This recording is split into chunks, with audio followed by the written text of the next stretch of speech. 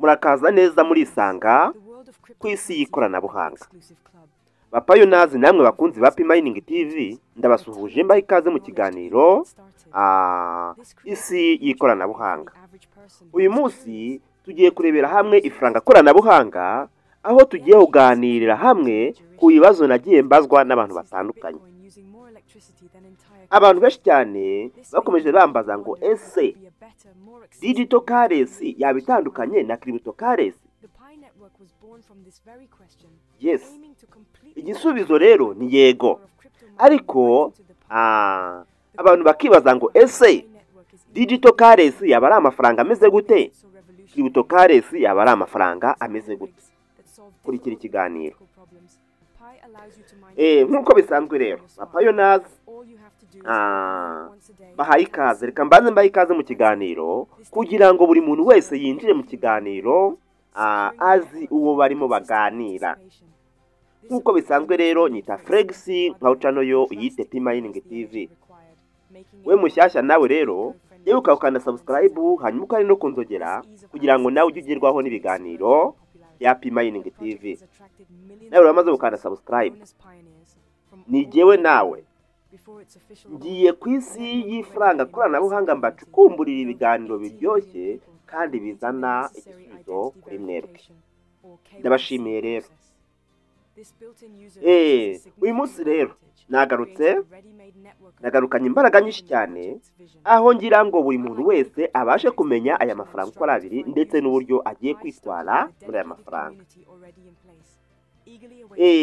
Uyu munsi nazanye ikiganiro cya digital currency ndetse na cryptocurrency. Murabizi yuko turamayininga. Abantu bamayininga mwese ndabasuhuje. Twese turamayininga kandi tumayininga dukeneye amafaranga. Umuntu wese ndatekereza ko muri iyi minsi turimo ya none ahangaha, umuntu wese arwana ashaka amafaranga. Amafaranga rero ari mu byiciro bitatu, nubwo navuze bibiri tugiye kwibandaho.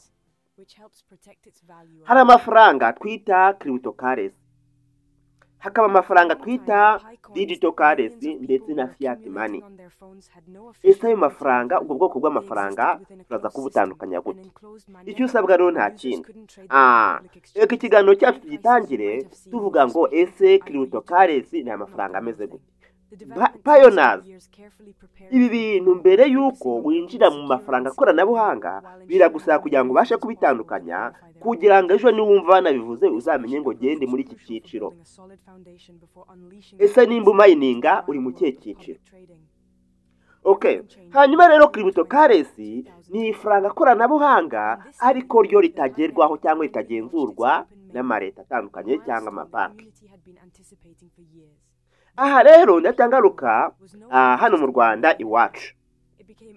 Hano mu Rwanda iwacu ejo bundi bigeze kuvuga ngo ifaranga koranabuhanga abantu tumayininga twese turahaguruka turabyina tuvuza ingoma ndetse tukuvuga n'ibindi. Yes.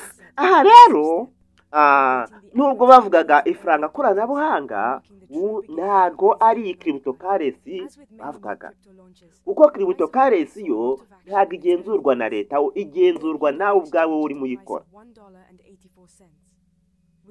Nimba mayininga jewe ndi kumayininga n'ingenzi ukuntu ibuze gukoresha amafaranga yanjye. Nta muntu uzaza kukubwira ngo aya mafaranga kuki wayakoresheje gutya bimeze gute.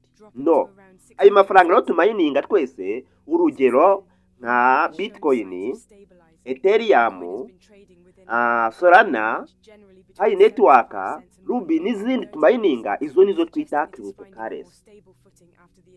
Ikiza rero cya cryptocurrency ni ikihe? Ikiza cya cryptocurrency nuko ari ifaranga rimo ryirukanka cyane ku muvuduko uri hejuru, bigaragaza yuko ahubwo tuza gusanga cryptocurrency ariyo iyoboye isi muri rusange. Ndatekereza yuko rero ino faranga rya cryptocurrency umuntu wese abashije kurisobanukira.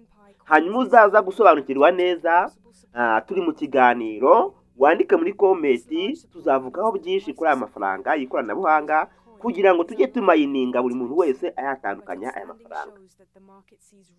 Okay, hanyuma rero digital currency yo ni faranga rimeze gute? Ni ifaranga naryo koranabuhanga ariko ryo rikaba rigenzurwa na leta, rikaba rigenzurwa n'amabanki y'isi, amabanki makuru y'isi. Aha rero digital currency nayo ni rya faranga dukoresha mu ikoranabuhanga. Ese ushobora kwibaza ngo se ni uruhe rugero rwa digital currency? Digital currency ni ya mafaranga nayo y'ikoranabuhanga, ariko ukazajya usanga yo agenzurwa na banki, agenzurwa n'ibihugu bitandukanye. Aha twasangamo wenda CNY yo mu Bushinwa. CNY yo mu Bushinwa nayo twayifata muri iki kigero cya digital currency, aho naryo rigenzurwa, aho ari banki igenzura ano mafaranga y'ikoranabuhanga. Hanyuma tukaza kugaruka turebera hamwe noneho icyo twita fiat money. Fiat money ni ya mafaranga noneho agaragara mu ntoki, inote, ibiceri. Hari amafaranga ushobora gufata mu ntoki gutya ugakora exchange, ugagenda ukagura ikintu runaka, ayo niyo twita fiat money. Aha rero cyane cyane jewe ndumva muri rugendo tugiye kugendana kugira ngo buri muntu wese abashe gutandukanya amafaranga y'ikoranabuhanga, kuko namaze gusanga hari abantu benshi cyane bumva digital currency bakayitiranya na crypto currency. Yes. Hanyuma rero mu nyandiko batubwiye ngo crypto currency ni amafaranga aho mu buryo akorwa mu buryo bw'ikoranabuhanga, ariko agira umwihariko w'uko nta rwego rwa leta cyangwa amabanki agenzura aya mafaranga. Urugero nababwiye ko harimo Bitcoin, Ethereum ndetse n'andi nka Pi Network, Ruby ndetse na Sidra. Aya ni amafaranga ya crypto currency. Ku rundi ruhande digital currency ni amafaranga nayo yo mu buryo bw'ikoranabuhanga, ariko agenzurwa na za leta cyangwa banki nkuru n'ibihugu. Ibi bigatuma abantu bayabona nk'aho ari amafaranga meza cyane kubera ko agenzurwa na za leta. Ejo ndabizi neza yuko ino digital currency ari igiye kuyobora, kuko akenshi na kenshi urasanga abantu ari nayo barimo bashyira imbere cyane. Currency, nituvuga currency wumvemo ibintu bijyanye n'amafaranga. Crypto currency ni amafaranga ariko arimo akorerwa muri crypto currency, digital currency. Okay. Hanyuma rero icyo dukwiye kwitondera ni iki? Hanyuma icyo dukwiye kwitondera ni uko aya mafaranga yombi azagira uruhare rukomeye cyane mu bukungu bw'ejo hazaza, kandi ni ingenzi ko umenya neza uko isi iri mu gihugu, isi iri muri gahunda y'ikoranabuhanga. Murabizi yuko igihe cyose, ariko si n'igihe cyose, nawe niwitegereza urasanga isi yarageze mu gihe cy'ikoranabuhanga. Ikiro kuriye kukitondera, nimba nawe ushaka kuzaba mu isi y'ikoranabuhanga, isi y'iterambere, nawe wakwiye kugenda witonze, ukitondera iri terambere ririmo rivuduka cyane.